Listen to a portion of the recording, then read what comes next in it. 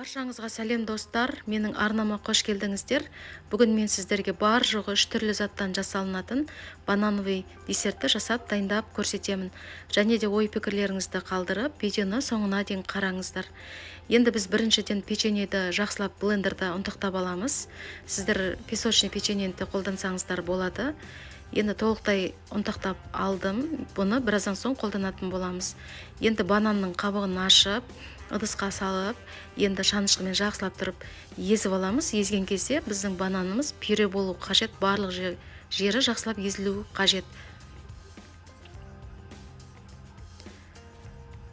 Бананды мен толықтай езіп алдым. Енді дайын болған печеньенің барлығын салып, содан кейін бір ас қасық какаоны салып, біз енді бұл жерде қамырды илейтін боламыз.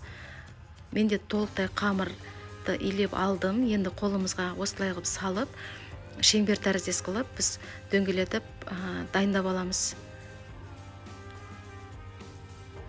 Енді бізде толықтай барлығын мен дайындап алдым. Бұны біз енді морозилкаға ұстайсыздар, 20 минутқа қалдырып қоясыздар. Бізде қатуы қажет.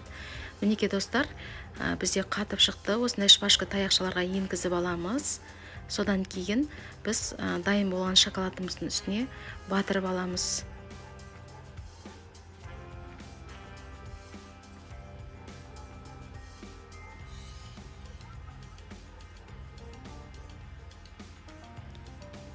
Мен барлығының батырып алдым шоколадқа. Енді холодильникте біз 20 минутқа ұстаймыз. Бізде уже дайын болды.